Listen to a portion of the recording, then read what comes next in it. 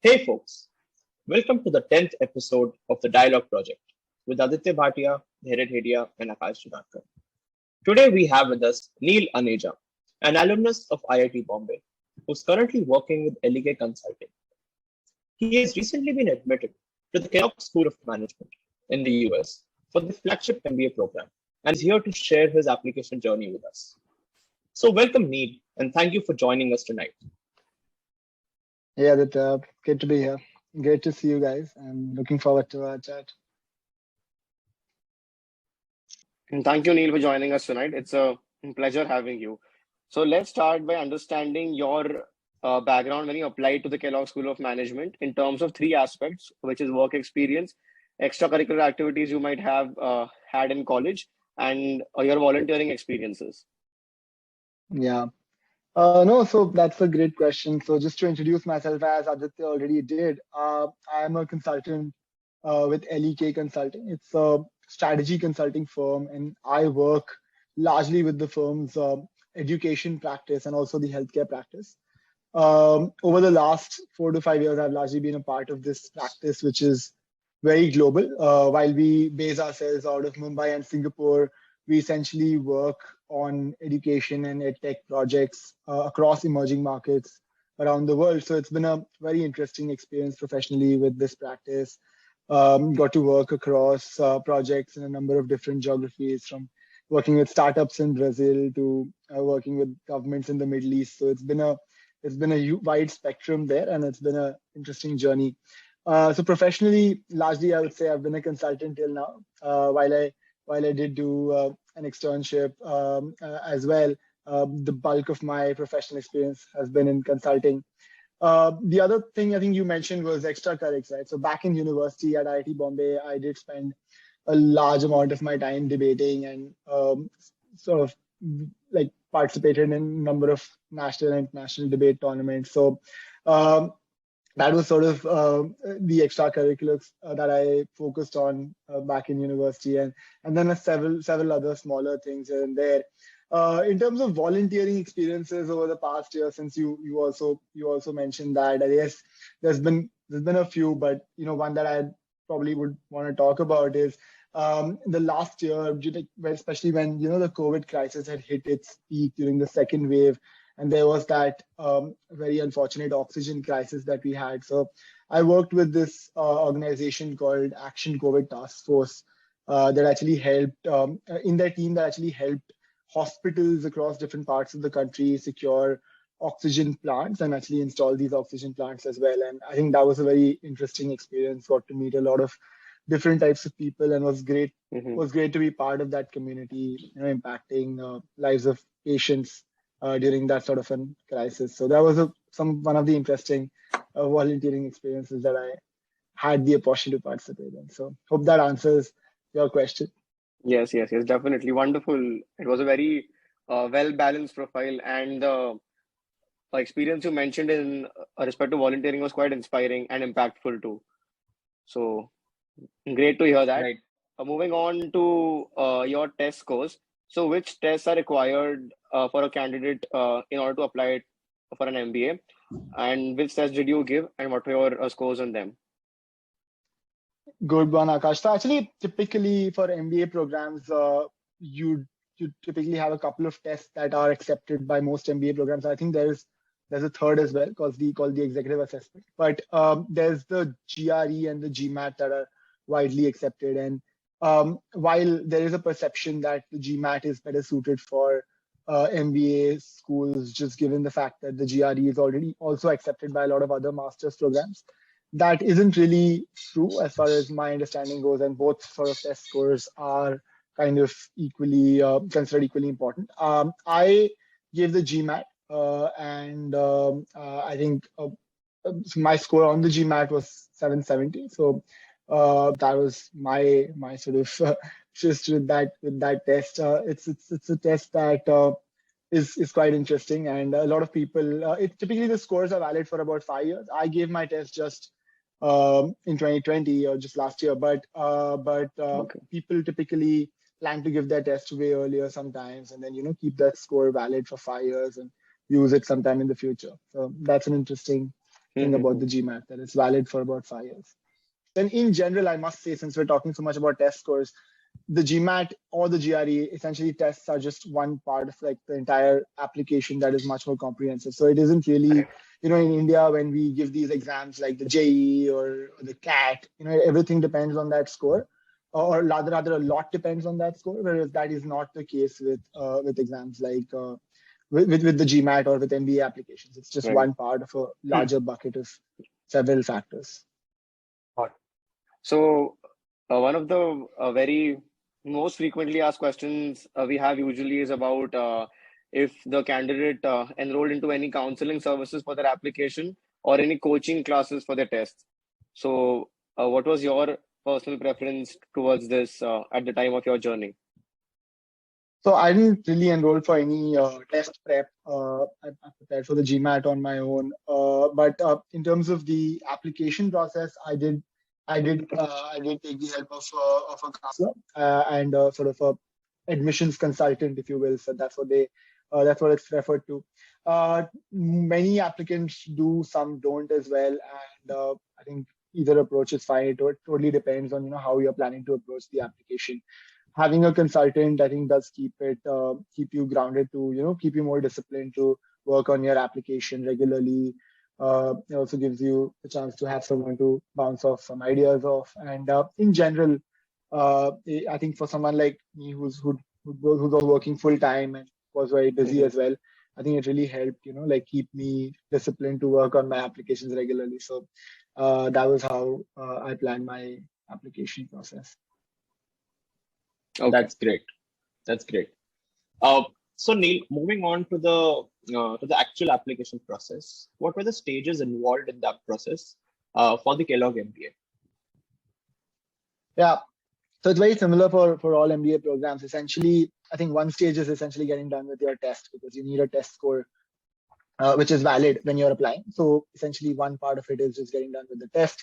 The second would be the essays and the application form itself, which is quite extensive, essentially looking to understand all of your past experiences and how they tie in with your future plans. That's the second stage. It's essentially the application form and the essays. For Kellogg, there was also a third stage, which is required for all applicants, actually, which is like a video interview stage. This is essentially where a few questions pop up on a screen and you got to respond to them real time. A couple of those questions beforehand, and a couple of them you don't. So that I found that part pretty interesting, but typically that's a part that causes a lot of stress amongst applicants. So that is one part, and the third stage. And then the last stage is in the interview. It is by invite, actually, but Kellogg actually is one of those schools that does not try to interview as many of their applicants as possible. So Kellogg is one of the schools that, because in keeping with their approach to be more holistic and try to understand the person behind the application, they try to speak to as many people as possible. So the interview is like the final stage of the application process. So moving on, how was your interview experience like, particularly?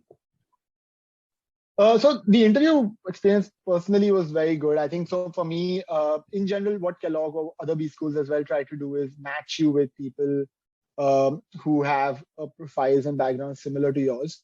So that makes for a more meaningful conversation, so that the interviewer can really relate to your profile as well. So for me, it was essentially somebody who worked in consulting in the US with a background in education as well. So that was quite interesting. Obviously we had a lot in common, so we got off to a good start. But essentially, it was very conversational, just looking to understand your background and why you want to pursue that MBA, how that ties into things that you want to do post the MBA, why you would prefer Kellogg, essentially. And then also just sort of understanding different experiences that you've had, times when you displayed leadership skills, times when you had difficulties working with team members, something like that. So essentially, it's a very conversational interview. It's not a stress test in any way. and typically is a part of the application that is quite relaxed. Typically, it's done in person with alumni based in your with an alumnus of the institute based in your city. But given the COVID-19 situation over the last couple of years, at least this has been happening remotely, and which is why it's not necessary that your interview will be conducted by someone based in India, but could be anywhere in the world, given it's going to be remote anyway. So, but maybe the next year things will be back to in person, and it would happen in your city. Got it. And that's a great way of interviewing, actually. Moving on, could you share some tips with our viewers on essays and interviews? Definitely. So I think essentially the business school application process requires, like, I think 2 or 3 things. Right? One is that you just need to be very clear about why you're doing that MBA. What is it that you want to do afterwards, and how will that MBA really help you get there, right? If it will. And sometimes this part of the application process also helps people really decide if they want to do an MBA or not, right? So I think it's very important to pressure test that, not just develop a story, but really pressure test that story in different ways. That does this really make sense? Is it realistic for someone with my background to say that they want to do something like this?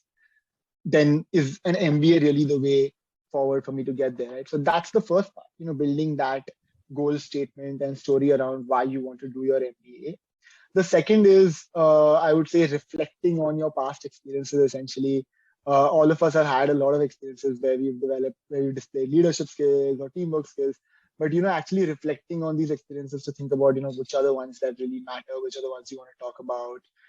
That's important for the essays. It's important for the interviews. Essentially, rather than just going ahead and brainstorming right there when you get a question in an interview, it's important to reflect and think about what you've done. It's quite an interesting experience, actually, thinking about what you've done and what impact you've really made up to this point.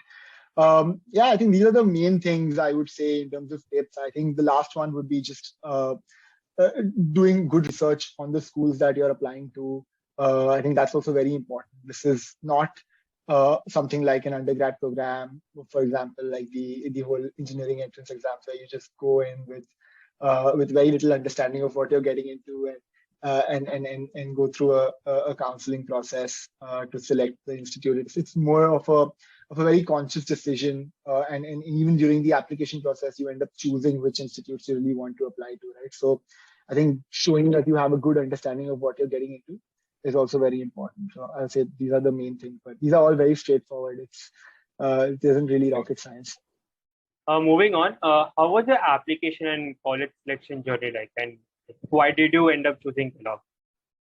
Definitely. So initially, everyone has to decide which institutes they want to apply to, right? So I think I picked 4 or 5 institutes that I thought I wanted to apply to. At that time itself, I compared them on the basis of on different factors, which would make sense for me based on my career goals, as well as, more importantly, because every MBA school can get you where you want to get to. I would say all the top ones at least are equally good at that. So what really differentiates them is then the culture, things like location, the culture, the community that exists there, the extracurricular opportunities that are there, things like that, right? So all of the softer aspects. I think that's where Kellogg really it really struck me as one of the institutes where I would, fit in very well. I was looking for that type of an experience. Kellogg is based in Evanston, which is a suburb of Chicago, and so you get more of it's a college town essentially, where you have a sort of campus-like experience rather than going to a building in a big city, which is not what I wanted. So these were the reasons why I applied to Kellogg, and I got a couple of admits. I also got an admit from LBS, which is a great school as well. And it was a tough decision, but essentially in the end, I think Kellogg's culture, and then generally US versus UK in geography, sort of that decision really made me go Kellogg's way. And I think as of now, after having interacted with the community, it seems like a great decision. The community has been great and very welcoming. Great. So is the program at Kellogg STEM designated? It is actually. So it is, in fact, the entire MBA program at Kellogg is actually STEM designated. This is a differentiator, I think, that Kellogg has as compared to some of the other schools, that wherein you have to do specific majors or specializations to qualify for STEM designation. So that's just something that is attractive for international students who want to, avail an extended optional practical training, which basically means you could stay longer in the US even before you go ahead and make your H-1B visa applications. Okay. Yeah. So with this, we have come to the end of our discussion, Neil. Thank you for being a part of our discussion and sharing your insights with our viewers. We are sure many candidates will be inspired after learning about your journey. Great. Thanks, Daria, Aditya, and Akash. Was great speaking with you guys, and all the best. Thanks, man. Thank you so much for being a part of our show. It was great to have a discussion with you. Thanks. See you. Bye-bye. Yeah. Thank you. Bye. Bye-bye.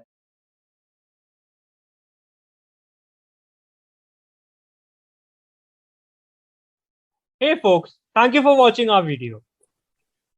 Please like and share this video and subscribe to our YouTube channel. Also, guys, please don't forget to mention your views in the comment section below, and see you soon with our next video.